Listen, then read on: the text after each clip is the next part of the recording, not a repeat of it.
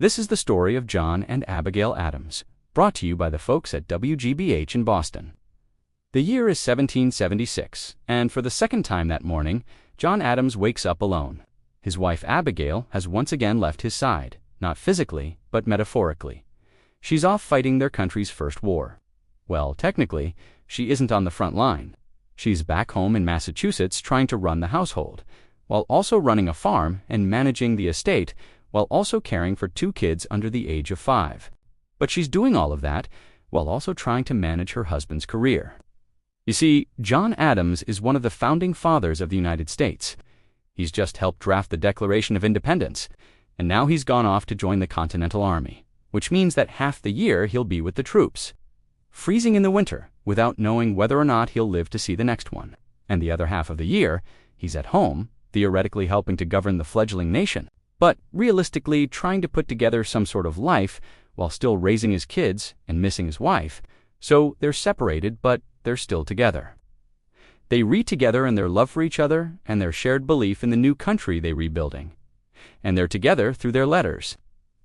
Abigail writes to John when she's happy and sad, when things are going well at the farm, when she meets other patriots like Thomas Jefferson and Samuel Adams. She writes to him about politics and religion and parenting and how much she misses him. And he writes back from the battlefield, from the political arena, from his lonely hotel rooms.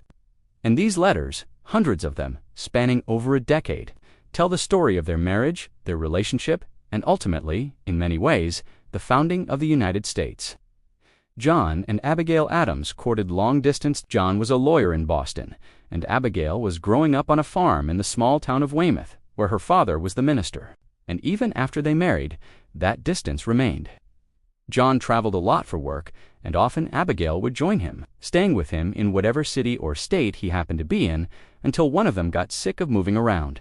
Then John would go off to Philadelphia to meet with the Continental Congress, and then soon after that, he went to Europe to meet with foreign leaders who might help the Patriots win their war.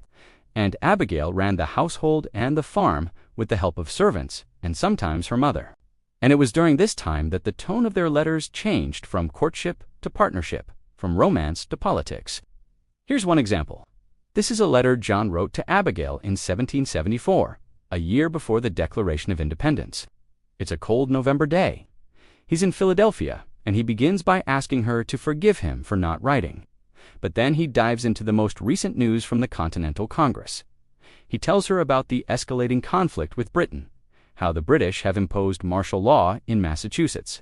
And then he ends the letter with, "In politics, we must all be madmen or heroes. There are no middling measures left. Are you not alarmed beyond measure at the alarming state of affairs? I should be glad to know what you think of our prospects." That last line is so powerful because it shows the beginning of something that will carry through all of their letters. A give and take, an intellectual partnership. John is laying out what he thinks, what he's seen, what he's heard, but he's also asking her, "What do you think?" And in turn, Abigail does the same. When John goes to Europe in 1778, he brings his young son, John Quincy, with him, and he leaves Abigail behind with their daughter, who's only 3 years old. In a letter to Abigail, he writes, "My mind is continually employed in thinking of you and the children and of devising the means of rendering our separation less painful. I long to see you and the children, and it is with the greatest pain that I can be prevailed upon to stay away one single night longer."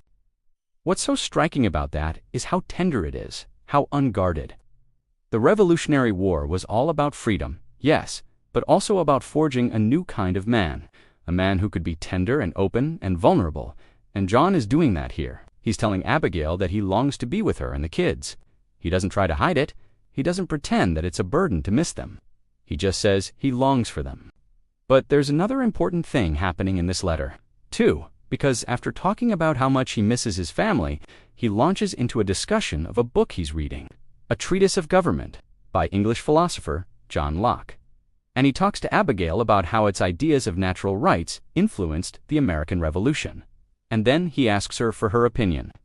It's like John knew that by asking his wife for her thoughts, not just her thoughts on his latest political obsession, but her thoughts on everything. He would get not just a good idea of what she was thinking, but a better idea of what America was thinking. And that's exactly what he gets. Here's a letter from Abigail to John in 1780. By this time, John had gone back to New England and become governor of Massachusetts, and Abigail was back on the farm in Weymouth. And this letter is filled with news of the community. She tells John about a recent death in town and the upcoming election, and how she feels like the world is shifting from one kind of government to another. She tells him about her friend, Mrs. Welsh, who wants to start a school for girls and says that the people of Boston are growing tired of having British soldiers quartered with them. And then she closes the letter with a question about whether John is ever coming home. She says, "We are all well and very anxious for the return of your health and the time of your return home, which I dare not mention a day, lest I be told to be uncharitable." The protracted absence of any man from his family in times of peace might be thought uncouth and unpardonable. But such is the present state of things, that the longest and most tedious absence is rendered necessary to public good. She acknowledging the sacrifices everyone is making in this war, and she making that sacrifice alongside John. She's showing him what she and their children are going through, how they're holding down the fort so that he can fight the war. But she's also showing him what she's thinking about. Like him, she is reading the writings of Enlightenment thinkers like John Locke and Jean-Jacques Rousseau, and she is thinking about what kind of world she wants to raise her children in. Now, their marriage wasn't always perfect. They fought, of course, like any couple does, and often their fights were about politics. Once, after John came home from a trip to Europe, Abigail wrote, "I find in my own breast a continual warfare between my duty to you and my duty to my country." John Adams later wrote, "If I am sometimes too severe on the failings of others, I expect you will pardon me, since it is only because I have higher views of your character than perhaps any other woman in the world." They pushed each other, challenged each other, and that push and pull made their relationship stronger, which is why they were able to build a marriage based on give and take, on compromise, on mutual respect, and that's why their letters worked. They weren't afraid to show their true selves, their fears and hopes and dreams and disappointments. They trusted each other enough to do that.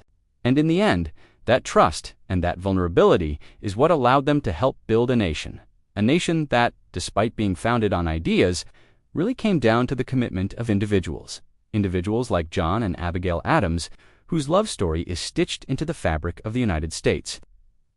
The story of John and Abigail Adams is part of our series on early American love stories. To watch more, visit our website or check your local listings for more information. And thank you for watching.